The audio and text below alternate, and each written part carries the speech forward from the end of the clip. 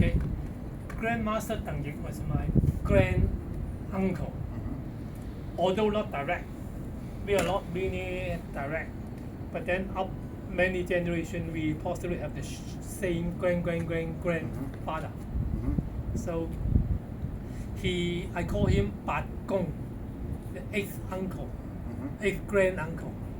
Now he was about 4 or 5 years younger than my father, who was actually his nephew.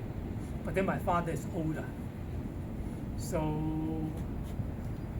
our relationship and Tang Yik, he himself is alone in Hong Kong.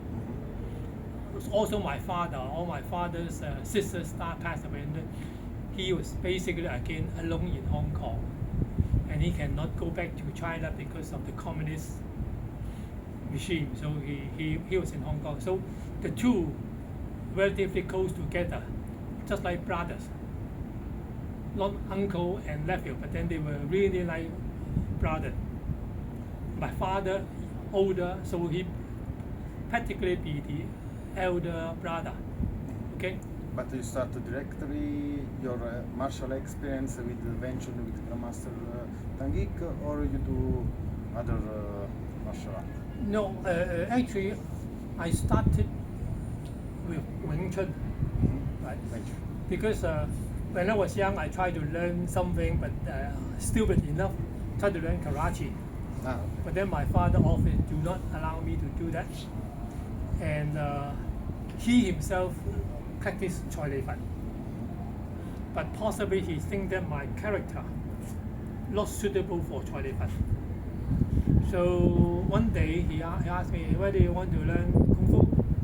I said, of course. So he introduced me to Tang Yik. And simply that started. And in 1968, December, right? Yes. What do you think about your work about to create a relationship between Weng Chun and Tempio Fei Loi? Now, obviously, there was a lot of things to talk about. Grandmaster Tang Yik just spoke about Fei Loi Temple. Yes, right. In his audio recording, he mentioned that the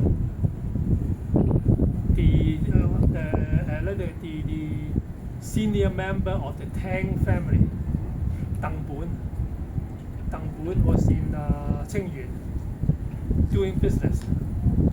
He was officer of Fujian Nanhai people, but then he went to Qingyuan to do business, and he understand there is a monk in Fei Loi Temple, very good.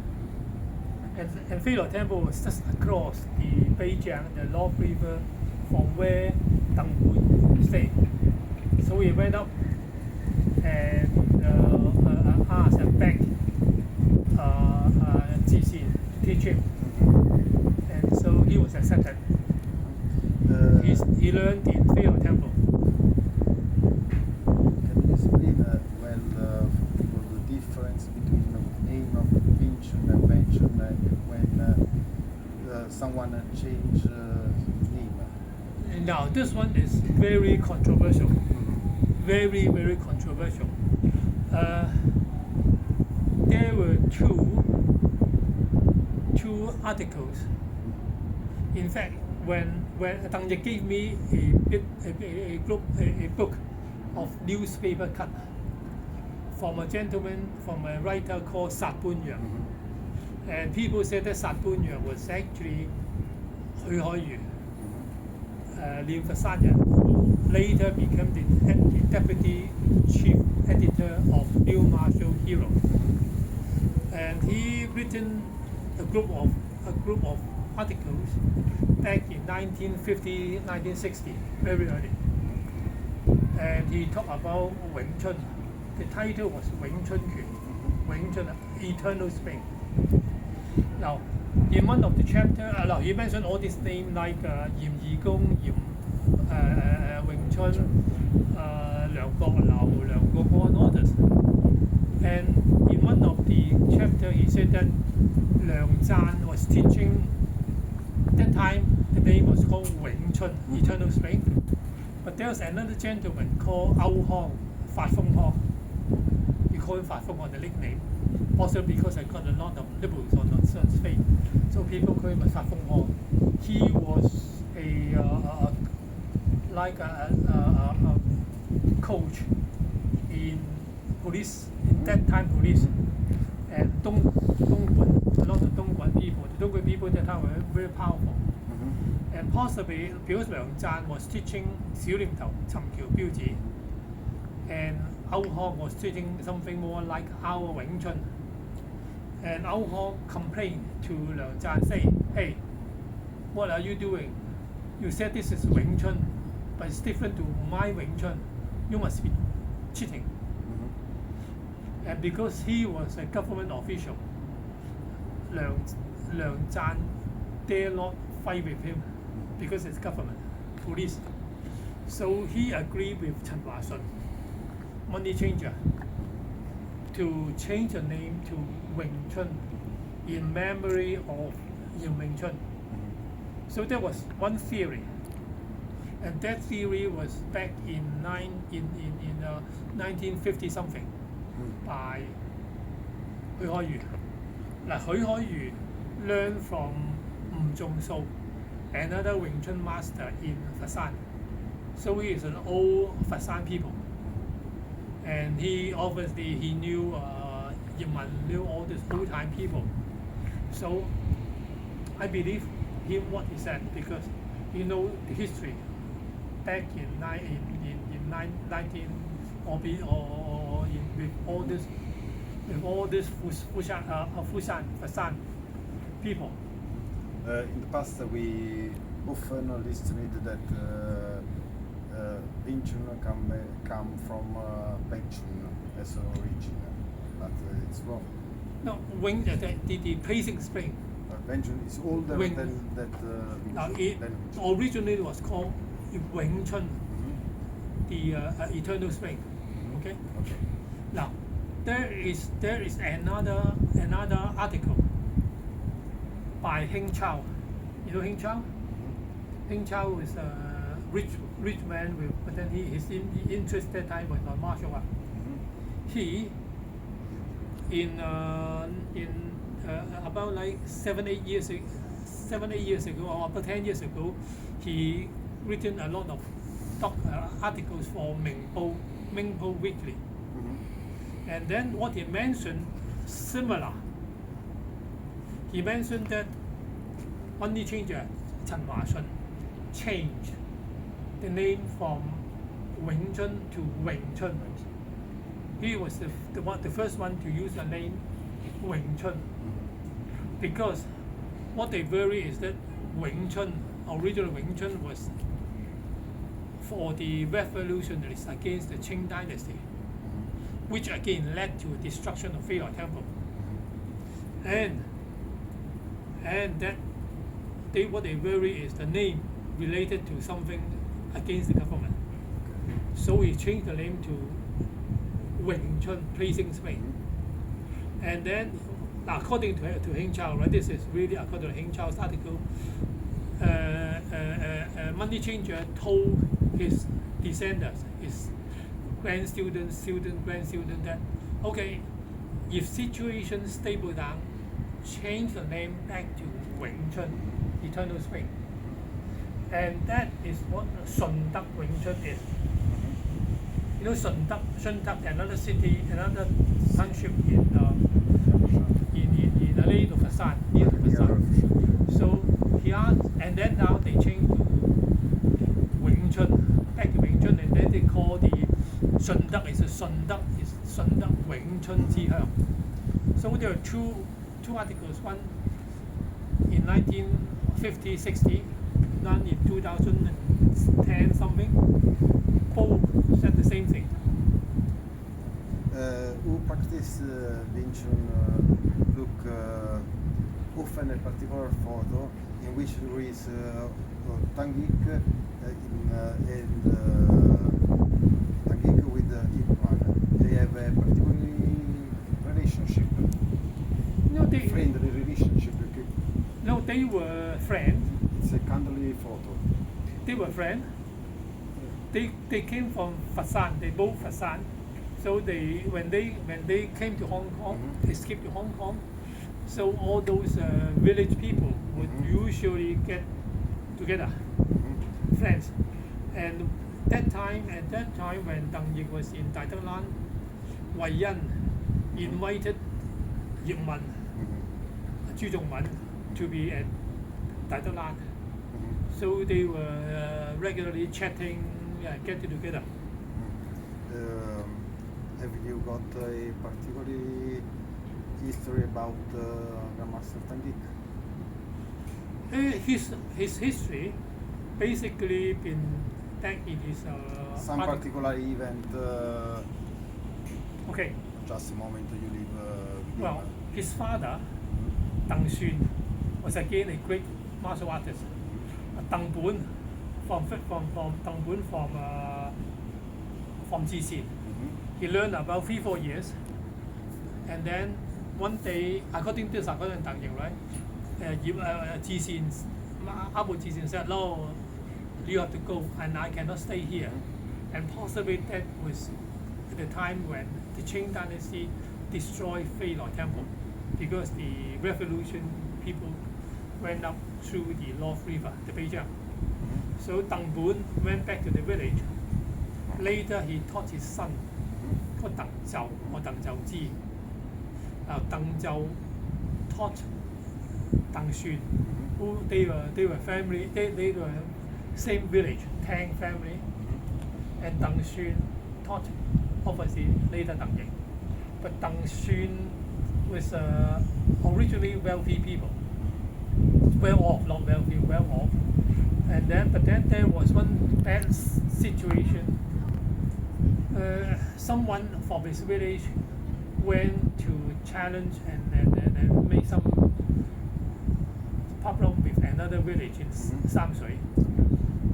The Sifu came up. "Hey, you guys, whoever you are your best, come out to fight with me. You want to get face." And then Tang Xun was picked, get the lucky draw, and went to fight with him and asked him, "What do you want to fight? What do you want to use?" He said, "Oh, fight with the pole." And Tang Xun was very good at the pole. So just a few exchange. Tang Xun hit him here. And he asked him, "Oh, go and see the doctor." He said, No, I'm okay, no problem. And then he fell onto the paddy field and drowned, died. So Tang Xun have to escape to Hong Kong. And then after he came to Hong Kong for a while, revolution comes. Okay, Tang Yik born on 1910, a year before the Qing dynasty collapsed. So at this very early age, Tang Xun came to Hong Kong. But after the National China government, National Republic established, the police chief in Guangzhou wanting to get a martial art coach for the policemen, and Tang Xun applied and got accepted. So he became the police coach. But then his boss, that police chief, was against Yuan Sai Hoi, who is an anti-republic people, and then he was assassinated. So Tang Xun has to fled again, came to Hong Kong again, right? Okay, now Tang Yik said at his 18 years old, he was already helping Tang Xun to teach martial art. And during the Japanese occupation of China, he was in Guangzhou. His wife went up to see him, but then was harassed by the Japanese soldier, want to rape her, but then she refused and then just chop off her head. kill her.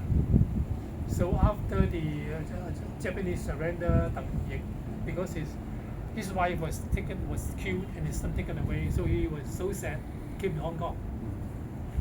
And then he wanted to be a tailor. He just wanted to be a tailor because martial art caused him so much trouble. His father himself. But then Wai Yan approached him and said, no, come to Dai Da Lan. You stay at Dai Da Lan. I will pay some money for you. And those money are not bad. But then those money originally was shared amongst the workers. So Tang Yik was not happy being cheated. Right? And Wai Yan also want Tang Yik to go around and accept challenges. But Tang Yik again, because his father's sad history, he was so against fighting with others. And also he understands that if he fight, he would hurt some people. And he do not want bad luck to come back to his son who is lost.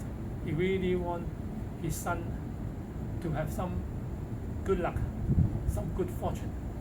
And that's how Tang Yik's life was. About technique Weng Chun, can you explain the basic concept of Weng Chun about, for example, spiral body, Sorry? Can you explain the basic technique of Weng Chun, concept of Weng Chun as Idosao, the use of Idosao, the use of spiral movement? Obviously, now Weng Chun itself originally was a self-defense technique, was a fighter technique. So it is not something that's for show. It's really for fight, for self-rescue, and that's how and it's a close distance fight. Because that time the Cantonese are small, unlike the northern people, which are tall and big, Westerners.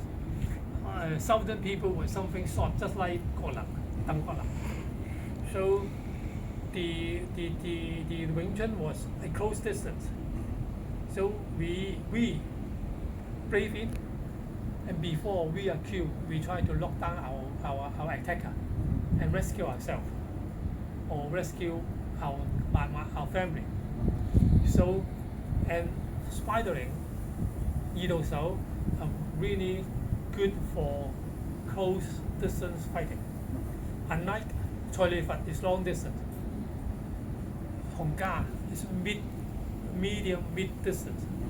And Weng Chun is close short distance. And that time people said Weng Chun is called South Tai Chi. It's because of the softness, spidering, and the full body movement. The last answer, how many masters and the Sifu from China and Europe stay here in this floor? You mean here in this floor? You mean the martial art or Weng Chun? Weng Chun. You see, to learn Weng Chun by you. The Weng Chun, eternal spring is only Tang Yik Thank you. and Zhu Zhongwen. Right, basically the two. And Tam Gong also, but then Tam Gong was there only short time. So it's really Tang Yik and Zhu Zhongwen. Stop un po', mi devo riposare un attimo. Stop. Sì.